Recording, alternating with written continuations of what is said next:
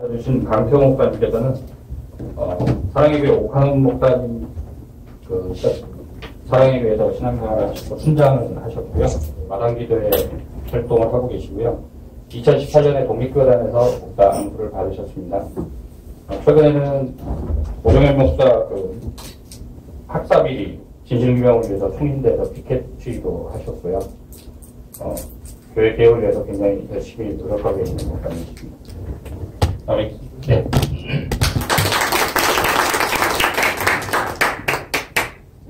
옆에 계신 김수원 목사님은요, 여러분들 뉴스를 통해서 많이 보셨겠지만, 영성교회 세습 관련해서 굉장히 고초를 많이 겪고 계신 목사님이십니다.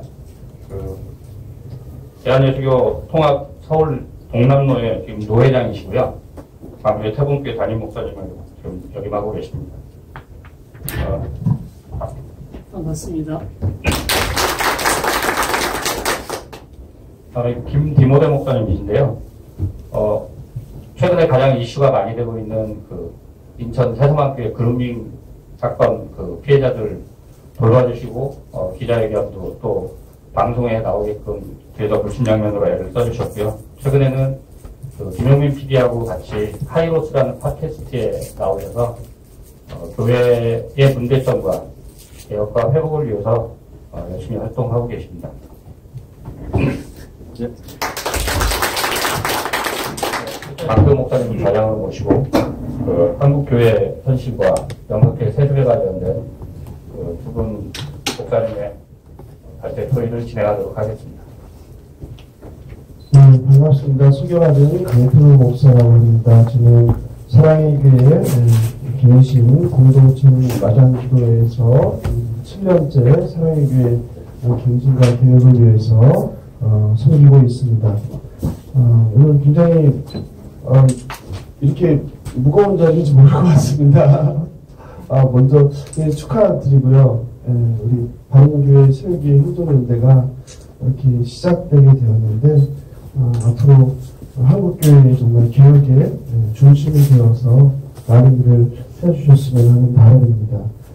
오늘 발제에 앞서서 발제가 두 가지가 준비되어 있습니다. 그래서 먼저는 김디모데 목사를 외항은 선교회 대표이신 김디모데 목사님께서 2018년 현재 작년 기준이 되는 한국교회 현실이라는 제목으로 발제를 간단하게 해주시고요. 그리고 두 번째 발제는 다들 아시는 김수환 목사님께서 명성교회 세습 사태에서 배우는 교회 개혁 운동의 과정의 방향성이라는 주제로 발제를 해주실 것입니다. 준비하신 내용에 맞게 발제를 해주시고 이야기를 듣고 거기에 대해서 논평하고 그리고 계속 이어서 이야기를 나누도록 하겠습니다. 먼저 순서에 따라서 예하원 선교회 대표이신 김디모데 목사님께서 2019년으로 바꿔서 해야 되네요. 2019년 현재 한국교회 현실이라는 제목으로 주제 발표를 해주시겠습니다. 2019년이라고 해주셨는데요. 지금 2019년이 된 지 한 달밖에 안 됐기 때문에 제가 2018년 작년 한 해 한국교회의 주요한 이슈들이 뭐였는지 이 검색어 필터링을 통해서 확인을 해본 결과 크게 세 가지가 나왔습니다. 가장 많이 검색해본 기독교 개신교 관련 키워드가 세 가지였는데요. 하나는 명성교회 세습이었고요. 그 다음은 인천 모 교회 그루밍 성범죄 성폭력, 그리고 이제 마지막 세 번째가 사랑의 교회 서초동 센터 오정현 목사의 직무정지였습니다. 저는 예하원 선교회 활동을 하고 있는 대표로서 저희 예하원 선교회는 교회개혁 운동을 하는 단체는 아니었습니다. 그런데 어떻게 이 사건에 함께 하게 됐고, 저는 이 세 가지 키워드 중에 작년 한 해 한국교회 이슈화가 됐고 쟁점이 됐었던 명성교회 세습, 그루밍 성폭력, 그리고 사랑의 교회 오정현 목사 직무정지, 이 세 가지 키워드 중에 하나인 그루밍 성폭력과 관련해서 어떻게 가담을 하게 됐고 어떻게 함께 하게 됐고 그리고 그 문제를 직면하면서 어떠한 문제점들을 보게 됐는지 간략하게 여러분들께 말씀드리고자 합니다. 이 세 가지 키워드가요. 제가 이 그루밍 성폭력 피해자 여성들을 대리하고 대변하면서 공통점을 발견하게 됐습니다. 저희만의 문제가 아니고요. 영성교회 세습권도 그렇고 그루밍 성폭력 관련해서도 그렇고 오정희 목사의 직무정지권도 그렇고 이 세 가지의 공통점이 있었습니다. 이 공통점이 뭐였냐면요. 모든 노회, 총회, 교단 그리고 관련자들이 금전적 이해관계에 얽매여 있었다는 겁니다. 결론은 돈이었어요. 이게 그냥 간략하게 말씀을 드리면요. 예전에 한 기자님께서 저한테 목사님 전병욱 사건이 일어난 지 그렇게 오래 지나지도 않았는데 똑같은 교단에서 똑같은 문제가 더 크게 발생했는데 왜 이전에 전병욱 사건을 겪었으면은 뭔가 제도적으로 보완이 되거나 개선이 되거나 이게 재발 방지가 되지 않도록 이게 변화됐어야 되는 거 아닌데 어떻게 변화의 조짐도 안 보이고 이보다 더 큰 사건이 재발해서 똑같이 발생할 수 있습니까? 라는 질문을 저한테 하셨거든요. 그 근본적 이유가 뭐였냐면요. 노회와 총회와 이 교단 시스템 자체에 모든 게 돈에 얽힌 이해관계에 문제의 근본 원인이 있었습니다. 이런 식이었습니다. 전병욱 목사가 예전에 담임 목사를 할 때 대형교회 목사다 보니까 돈이 있죠. 그 돈을 각 교회마다 이렇게 후원금으로 선교 후원금으로 보냈습니다.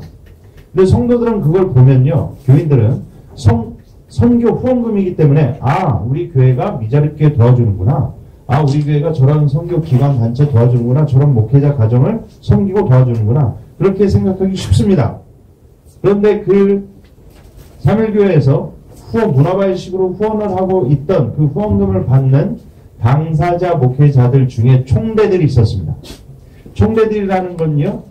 노회와 총회에서 어떤 문제가 발생했을 때 그 문제를 판단할 수 있는 투표 여부 결정권을 지닌 투표권이 있는 사람들입니다. 의원들이죠. 그래서 그런 식으로 보험을 들어놨다는 거예요. 그래서 평소 때 후원금 명목으로 장기간 7년에서 10년 이상 돈을 매긴 겁니다. 그리고 그 돈을 받고 있었던 사람들은요. 전병욱 목사 문제가 딱 발생했을 때 전병욱 목사 편을 들어주는 거예요. 평소 때 받았던 게 있었습니다. 명성교회도 마찬가지입니다. 이 삼일교회 건도 마찬가지였습니다. 저희도 마찬가지였습니다. 사랑의교회 오정희 목사님도 마찬가지였습니다. 사랑의교회 측으로부터 명성교회 측으로부터 그리고 저희 이번에 그루밍 성폭력 문제도 마찬가지였습니다. 이 당사자 목회자들과 교회로 하여금 어떠한 금전적 후원금과 지원을 다 받았던 사람들이 문제를 일으키자 전부 한결같이 옹호하거나 보호해주거나 그리고 방관하는 입장을 취했습니다. 그래서 해결이 안 됐었어요. 여러분 제가 저희 야왕성교회는 말씀드린 바와 같이 성폭력 범죄자들, 목회자들로부터 성폭력 범죄자들을 돕는 선교단체는 아니었습니다. 그런데 제가 어떻게 이 사건을 함께하게 됐냐면요. 제 개인적으로 기독교 중독 연구소라는 그 기관이 있는데요. 그래서 청소년 분과위원으로 활동을 하면서 지금까지 이 중독 문제로 고통받고 있는 청소년 아이들, 다음 세대 청년들과 아이들을 이 공개적인 석상이 아닌 그 뒤에서 사이드에서 상담을 해주고 돕고 섬기는 사역을 해오고 있었습니다. 그러던 과정 중에 제가 어떤 일을 겪게 됐냐면요. 목회자들로부터 성추행이나 성폭행과 강간을 당한 친구들이 있었어요. 미성년 친구들이나 혹은 청년들이 있었습니다. 그 청년들이 본인들의 그 피해 여성들이 본인들의 고통과 아픔을 저희한테 호소를 했을 때 제가 문득 들었던 생각이 뭐였냐면요.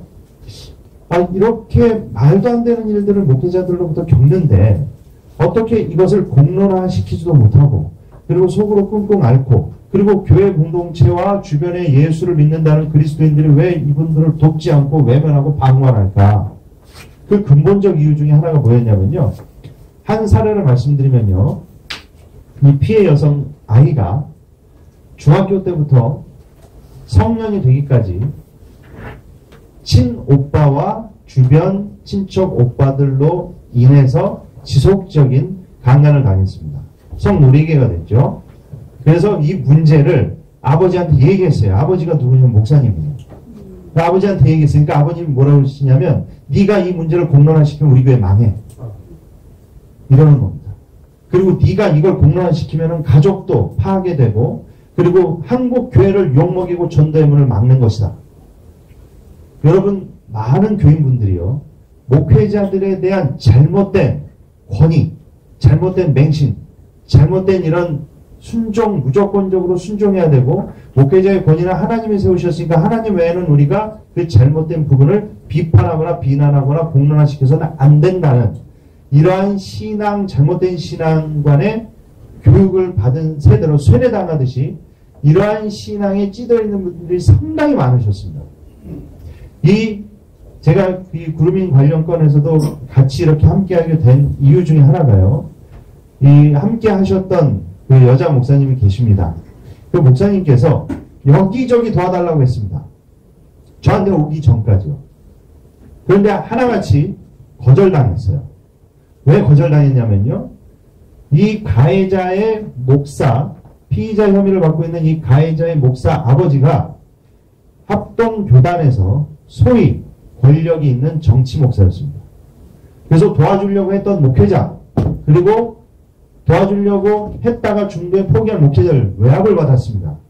심지어 저도 이 가해자 목사를 이렇게 공론화시키고 이 피해자들을 대리하는 과정 중에 기독교계 기자라고 하시는 분들이 제 신상을 털고 다니시더라고요. 그분들이 자발적으로 털었을까요? 지시를 받았겠죠. 이런 말도 안 되는 일들이요, 빠져시 이렇게 벌어지고 있는데, 이 사건들을 접하면서 제가 세 가지를 딱 생각하게 됐습니다. 첫째, 이 모든 가해 당사자의 목회자들이 평소 때 보험 들듯이 돈으로 노회와 총회를 장악하고 있었습니다. 그리고 두 번째, 문제를 일으킨 그 당사자 목회자에 대한 그 교회 공동체가 잘못된 신앙관에 찌들어 있었습니다. 즉 담임 목회자 잘못을 공론화하거나 비판하면 저주받고 심판받는다. 이거에 쇠뇌당하다시피 돼 있었어요. 그래서 제가 아는 어느 한 장로님은요, 본인 교회 목사님의 문제를 저한테 얘기할 때 이 이야기를 저희한테 해서 그 주에 타이어가 빵꾸 나서 하나님한테 심판받아서 타이어 빵꾸를 했냐고 진짜 두려워하셨어요. 자기 교회 담임 목회자의 잘못을 저희한테 얘기했다고, 타이어가 빵꾸 났다고 그게 하나님께 심판받은 징조가 아닌지, 이게 농담이 아닙니다. 정말로 두려워서 벌벌 떠셨어요. 그러니까 그런 잘못된 신앙에 갇혀있다는 것이고요. 그리고 세 번째 내린 결론은 현존하는 현재의 교회, 노회, 총회, 교단의 시스템 구조로서는 이런 문제가 개선되기 어렵다는 거죠. 그렇다고 저는 교단과 교회, 노회, 총회 이런 시스템과 절차가 필요하지 않다, 무의미하다, 그런 의미가 아닙니다. 현존하는 이 교단의 노회와 총회, 이 지방의 이 시스템은 필요한 것이고요. 질서와 법적 절차상 유효하다고 봅니다. 이 교단 무용론이나 노회, 총회 필요 없다는 식으로 하는 것은 너무 비현실적인 것이고요. 단 저희의 사례를 한 가지 말씀드리자면, 이 피해 여성들이요, 처음부터 기자회견을 열어서 세상에 이 사실을 알리려고 했던 게 아닙니다. 순서대로 할 것을 다 해봤습니다. 첫 번째로 담임 목사를 찾아가서 문제 제기를 했습니다. 받아들여지지 않았습니다. 그리고 사모님을 찾아갔습니다. 받아들여지지 않았습니다. 교회 당회 장로님들, 집사님들 다 찾아갔습니다. 받아들여지지 않았습니다. 노회를 찾아갔습니다. 받아들여지지 않았습니다. 총회를 찾아갔습니다. 받아들여지지 않았습니다.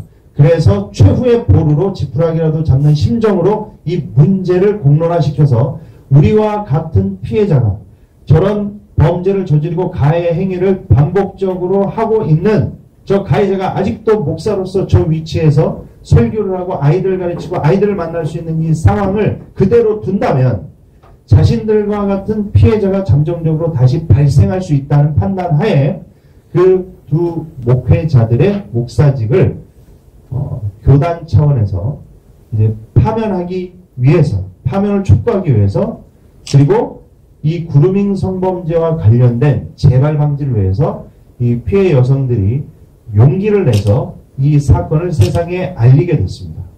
그런데 이 세상을 사건에 알리자 어떤 일이 벌어졌냐면요. 물론 여기 계신 분들, 그리고 이제 교회개혁의 가치와 그리고 방향이 같으신 분들께서는 이것을 이해하고 함께 힘을 실어주시고 응원을 해주셨지만 정반대의 경우 어떤 상황이 있었냐면요. 왜 이런 교회 문제를 세상 언론에 드러내서 하나님의 영광을 가리고 주의 몸된 교회를 욕먹게 해서 전도의 문을 가리고 선교의 문을 닫히게 만드느냐고 저희들을 사탄의 앞잡이라고 비난하는 분들도 계셨습니다. 그런 분들이 왜 그렇게 비난을 할까요? 그렇게 배웠기 때문이죠. 신앙을. 그래서 저는 마지막으로 이 문제들에 대해서 명성교회 세습권도 그렇고요. 목회자들의 그루밍 성범죄도 그렇고요. 오정현 목사의 직무정지권, 사랑의 교회 문제도 그렇고요. 이 문제들이 개선되고 그리고 변화되기 위해서는 5가지의 대안들과 방법들이 떠올랐습니다. 그래서 이 의견을 말씀드리겠습니다. 첫 번째는 당연한 것입니다. 교단 문제에 대해서 우리 교회가 속한 교단이 장로교회 이런 교단이고 우리 교단은 이런 구조로 돼 있구나. 이것 자체를 관심 없어 하고 모르는 교인분들이 너무나 많습니다. 그러니까 교단에서 어떠한 문제가 발생하거나 교계에 어떤 문제가 발생하면요. 그것은 나의 공교회적 관점에서 나의 신앙의 문제가 아니라 딴 교회의 문제고 저 목사의 문제고 그리고 그것은 나와 아무 관련이 없는 게 됩니다. 그래서 첫 번째, 교단 문제에, 교계 문제에 성도들께서, 교인분들께서 공교회적 신앙관이 형성돼서 이 교단과 노회와 총회에 대해서 교인분들이 관심을 갖도록 유도해야 된다는 것입니다. 더 이상 한 교회, 한 목회자의 개인의 도덕성만 의존해서는 이러한 문제가 해결될 수 없음을 너무나 많은 사례들을 통해서 지금 저희가 자각을 하고 뼈저리게 느끼고 있고요. 그리고 이를 통해서 교단이, 노회와 총회가 특정 대형 교회와 목회자들의 손아귀에서 좌지우지되는 것이 아니라 합법적이고 독립적 절차를 통해서 그 시스템이 제도가 개선되고 강화되어야 된다는 것입니다. 그리고 두 번째, 이러한 문제들을 신학교에서부터 신학생들에게 특정 클래스와 커리큘럼을 개설해서 가르쳐주고 인지시키고 교육해야 된다는 것입니다. 단순히 이론적인 것뿐만이 아니라 목회 현장에서 그리고 교계에서 노회에서 총회에서 어떤 일들이 벌어지고 있고 어떤 식으로 조직이 되어 있고 어떤 식으로 시스템이 굴러가고 있는지 그 기본적인 상태에 대해서 신학교 때부터 교육이 이루어져야 된다는 것입니다. 그리고 세 번째, 목회자의 권위에 대한 잘못된 인식, 그것을 성도들 스스로가 자각하기 힘듭니다. 그래서 성도들 스스로의 자각도 필요하지만 목회자에 대한 잘못된 인식, 잘못된 권위에 대한 그 불순종하면 저주받고 심판받는다는 이런 잘못된 신앙을 대내적으로 개선하고 변화시킬 수 있도록 노력해야 된다는 것입니다. 그리고 네 번째, 이러한 문제를 인식하고 개혁하려고 하는 교회와 기관들이 서로 연대하고 힘을 모아야 된다는 것입니다. 절대로 저희도 마찬가지였지만 이 문제를 한 교회나 한 개인이 나서서 해결할 수가 없었습니다. 여러 기관들과 그리고 여러 교인분들이 한국교회에서 관심을 갖고 함께 해주어서 여기까지 올 수 있었던 것입니다. 그리고 마지막 5번째, 여러 가지 대안들이 있습니다. 만모니즘을 멀리해야 된다. 예수님을 더 사랑해야 된다. 교회를 더 갱신해야 된다. 개혁해야 된다. 여러 가지 슬로건들이 있습니다. 이 마지막 5번째는 제 개인적으로 예수님께서 말씀하신 대로 우리가 교회를 더 사랑하고 교회를 더 아껴야 된다는 것입니다. 저는 예수님을 사랑하는 게 교회를 사랑하는 거라고 생각합니다. 왜냐면요, 교회 머리 대신이가 예수님이시기 때문에 교회를 사랑하는 거는 예수님의 몸을 사랑하는 거라고 생각합니다. 그 교회가 병들고 그 교회가 망쳐지고 그 교회가 썩어가고 있는데 방관하고 무관심하고 외면한다? 그렇다면 그것이 과연 예수님을 사랑한다고 볼 수 있을까요? 저는 넌센스라고 봅니다. 그래서 이상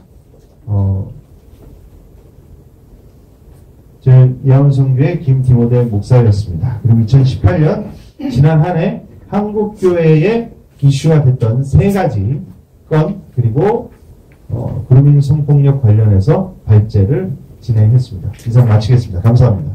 네. 감사합니다. 우리